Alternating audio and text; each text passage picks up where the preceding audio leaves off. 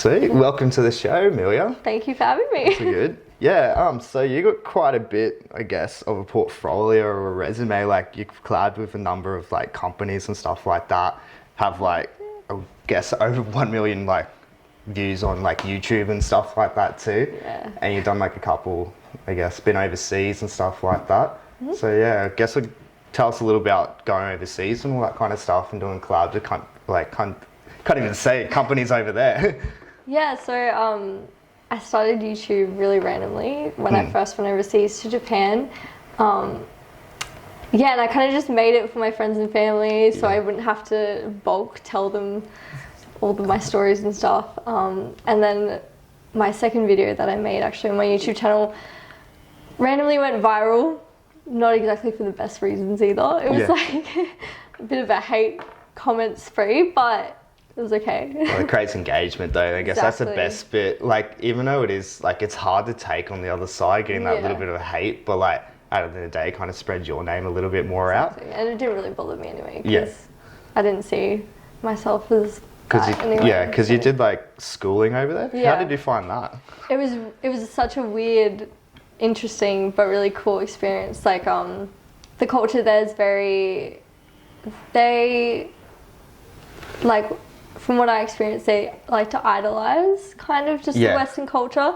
So when I went there, they were very fangirly-ish. And that's why I found it super weird, and I kept bringing it up in the video. It wasn't because I was like... Because it's weird, because like over here it's like... You're just a normal person. Yeah, like if someone is a foreigner, like you kind of look, like everyone looks down at them. Yeah, it's just really different. Yeah. So I was just really shook almost. Yeah. And so when I was documenting that in the YouTube video, a lot of people took it wrong, but I didn't really mean for it to come off that way, so it didn't really affect me. Yeah, because how long did you actually spend over there for? Almost 3 weeks. 3 weeks? It was just the school trip, so... Yeah, because what was schooling kind of like, I guess, over there compared to here?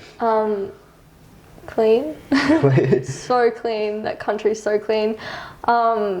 Organized, like all the students will clean at the end of the school day. Like, they have structured cleaning schedules, which is definitely not like Australia. And it's just very structured. Everyone's very polite. Yeah, it's just not...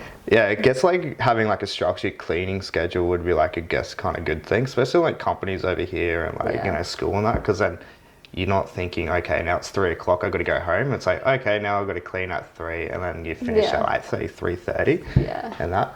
But yeah, you also went to Egypt. Yeah, because you did a collab with a company over there too.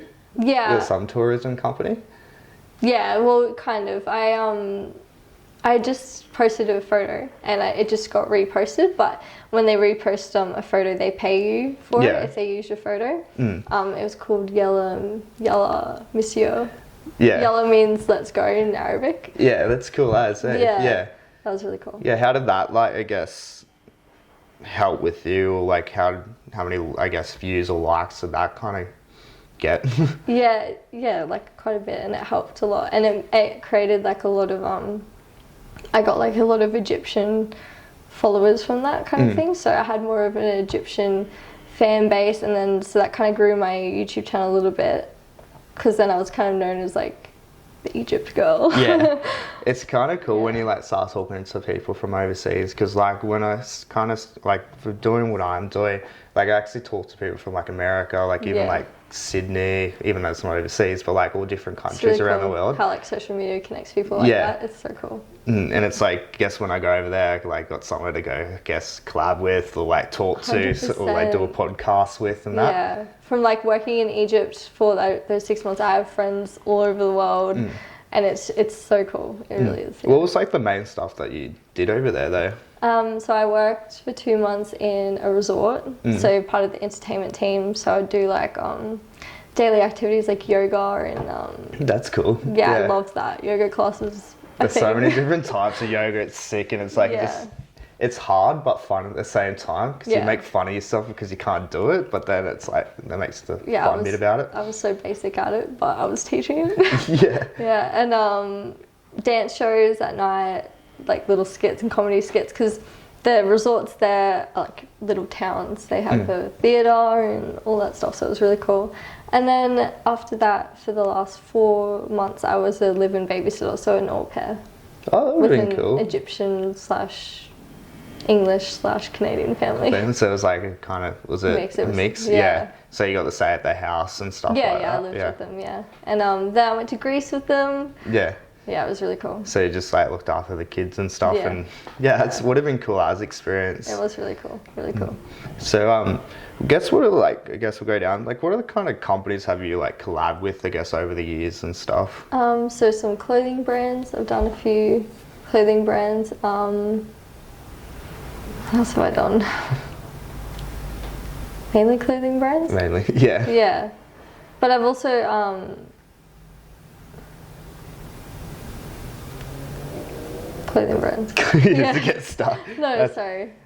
Because like you said, like I guess I was like going through stuff. It's like Domino Pizza and stuff like that. Yeah, I've done Domino Pizza. Yeah, what did you have to do with them?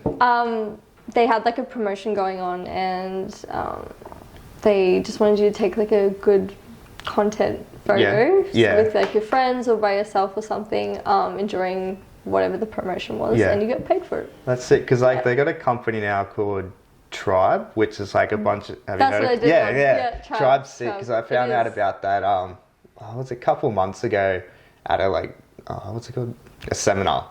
Yeah. And I'm like, this is actually the best idea. Like, it gets rid of, like, I guess the whole influencer marketing. Well, influencer marketing is great, but it, like, makes an everyday person be able to, like, I guess, get a bit of a profit instead of having to invest into the share market and stuff like that. And it's really creative. Like, I love going through, because they'll give you, like, briefs of what they want from you. And so you get kind of this creative aspect in it and trying to create what they want. Yeah. Yeah, because the person that started, I think he was on the TV show Getaway. Yeah. Yeah, he was one of the hosts on there. So yeah, he's so cool. And then he came up with the idea. I think it was like 2 years ago. Job. Yeah, that would have been cool. Yeah, that's so cool. Yeah, because also too, you do like I guess going on a bit about gratitude and stuff. So like, what are your like say daily practices or weekly practices you use? Well, I have one of my favorite podcasts actually. What's he called? Actually, yeah, just come back to me. It's something about, he's like a biohacker. Yeah. And he's so great. There's something alchemist. Oh, yeah, I know who you're on about. He's my favorite. I've always done gratitude practices ever since Egypt, to be honest. So every day I'd kind of, I have a journal.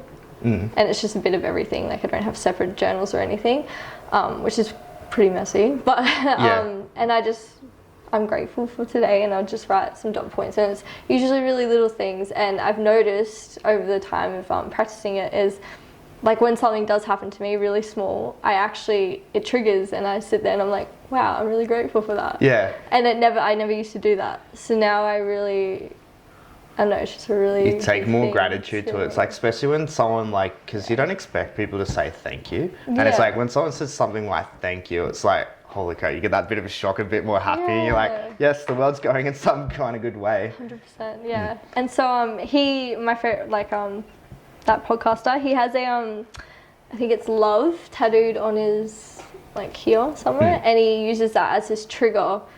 So when he sees it, he thinks of something that he's grateful for. And gratitude was a really big thing, especially in Egypt for me. And so I really wanted to get gratitude tattooed in Arabic. So that's like my trigger. So how come I guess gratitude got triggered over there and guess not somewhere else, like back at home?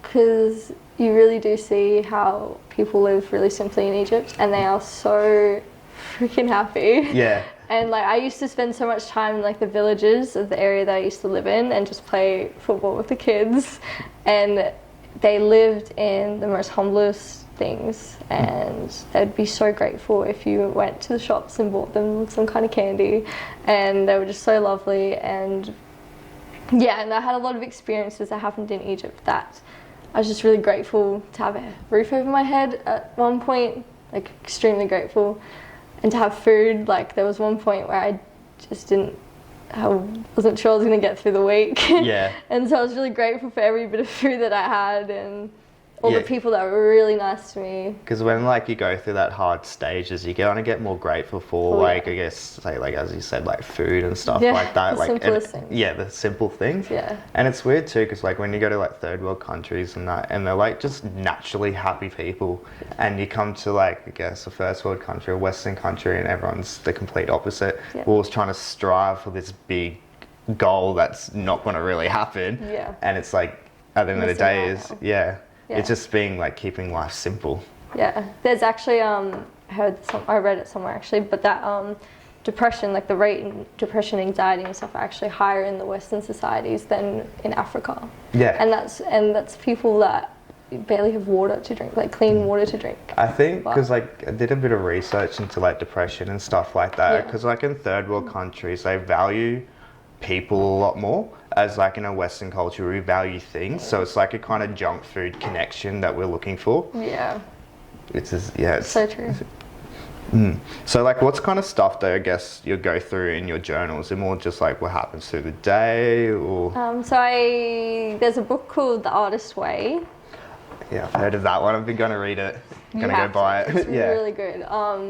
But it's more like a workbook, like it's really a course. It's an 8-week creative course kind of, but it really helps, by Julia or someone. But in her thing in the first week she says she calls this thing called morning pages, and it's where you just let your mind vomit on the page for 3 pages long, and you have to write 3 pages every single day. It's actually harder than you think. Like 3 pages is a lot.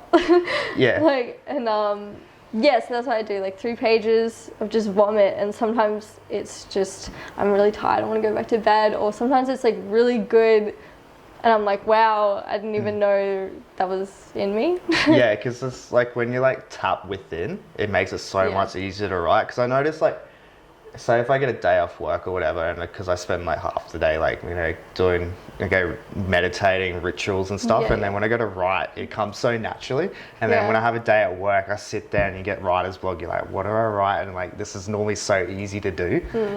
Yeah, that's so true. Because tapping within, like, there's a lot of things that I couldn't, I guess, do until I started like meditating and stuff, like, because being dyslexic and that, like I was terrible at writing, probably still am, my grammar sucks, but like now I can sit there and just write pages. So it's an improvement, and it's really important to do it like right in the morning too. So it's like, so what are some like daily practices you have to do that are like non-negotiable? My tea, I have to drink green tea every day. Like in the morning with my lion's mane. Best nootropic. Write. I have to write every day. Like I feel super, just like I don't have a purpose if I don't write. It's so weird. I just have to write something, like whether it's just a poem or like I just have to write. It's weird because like you have all these daily practices, like I do too. Like I got to meditate in the morning. If I don't meditate, it throws my whole day off. And it's like weird that like if you don't do that thing, your whole day's thrown out. Like you feel terrible. I quite like yoga Nidra. I've done that a few times. It's like meditation. It's a talk through meditation. But it's focused at every different part of your body. Kind of thing. What type of meditation, I guess, is that?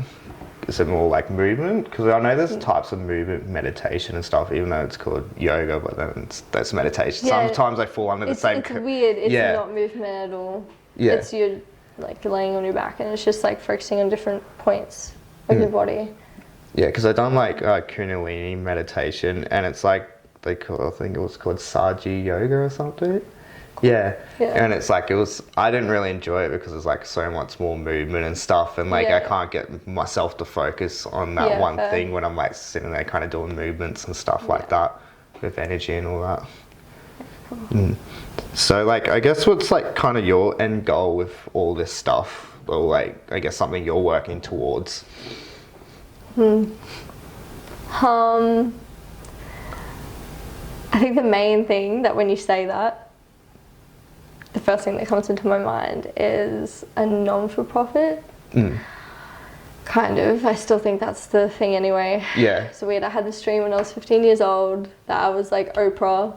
And I was in front of everyone, and I just announced that I was starting a foundation and it was like the point of it was to make this poorest country not be the poorest country anymore, which isn't what I actually want to do. But it kind of just started this.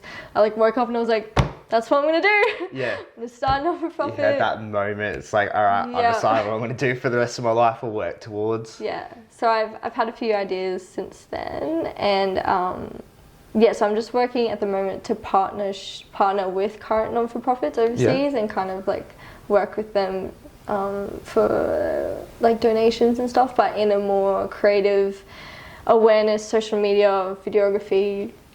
Yeah, it's definitely the way to go, because like what is it? How many people on Facebook? I think it's over 3 million exactly, or something like that. And video is like the most interactive kind of. Because videos always do, like, even though you shouldn't be doing it for likes and stuff like that, but they always do 10 times better than a written post. Yeah.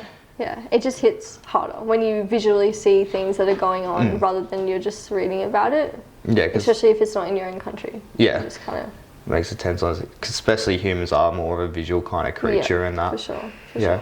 So, what are like some of the ideas for your non-for-profit that you've been, I guess, procrastinating about, or thinking about going down towards?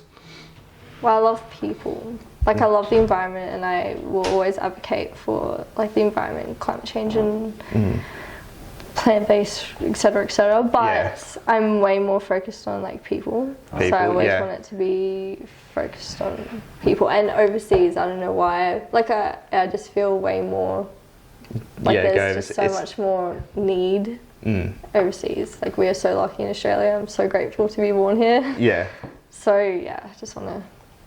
Because I feel like the same with like climate change and that too. It's like we have to work on that, but I feel like the same too. It's like we have to work on people and how like we debate stuff, because it's like it's weird. Like, because we're having this big debate about climate change. It's like, why is there a debate about it? It should be mandatory to like take care of the environment. I remember in school like being taught that climate change was a thing. Yeah. And now people want to deny that it's a thing. Like I was literally like 7 years old in primary school, and I was getting taught about climate change. Do you remember that? Yeah, I remember that, because I went through like a 5-year period there, and then where they started denying it, because I think the dude that like started all like made it aware to people, like kind of like I guess kind of said it was all a hoax, and he ran away with all the money, and then he ended up buying a beachfront house. So everyone's like, it's fake. But now there's like so much more evidence to prove that it's real, and you got all these like, I guess, entrepreneurs, scientists that are working trying towards, I guess, more environmentally friendly. Yeah, it's insane. It's so good. Yeah, it's crazy too, because like in, I guess, renewable products, there's a lot more money to be made than, I guess, like coal, oil and stuff. But it's like, it's weird because they debate, it's like, no, like we don't want to change jobs to that, but like if they change jobs to that, we make it. Yeah, the same. That's definitely it. But so I guess where can we find you on social media and that?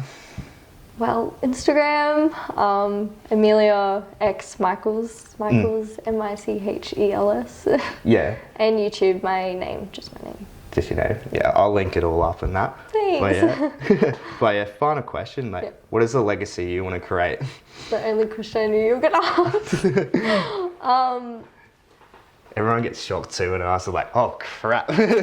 Well, so this is the only question I think about with my life, to be honest. So, well, I just believe that your legacy is different for each person that you meet and impact. So, so I just want to have the most positive and impactful kind of legacy to leave with everyone that meets me, because it's like everyone has a different perspective of you, or people have a different view of you. Like, you are not you to other people. Yeah, what you think. Like, you're different versions of yourself to other people. It's kind of like you're going to have different versions of your legacy to different people. That's it. That's very true, because it's like, it wasn't Jay Shetty said it on a podcast. It's not his original quote, but it's like, I'm not who you think I am. I'm not who I think I am. I am who you think I am. Whoa. Yeah, so it's like you're thinking of what that other person's perspective of you, and that's how you act. So if the person thinks you're shy, you act shy. Damn. Yeah. Yeah, it took me so long to think of it and how he said it and that. I don't really think about that every time I'm with someone now. Yeah. Like, am I acting like myself or am I acting like who they think I am? Yeah, it's like, that's, whoa. yeah, that's a big one, eh? Oh, It's like, because yeah. you always act who they want you to be or Yeah. who you think they want you to be. Yeah. Interesting. Food for thought. Yeah. But anyway, thank you for coming on anyway. No, It was a thanks pleasure for having you me. on. Thank you. Yeah, thank you. Ciao.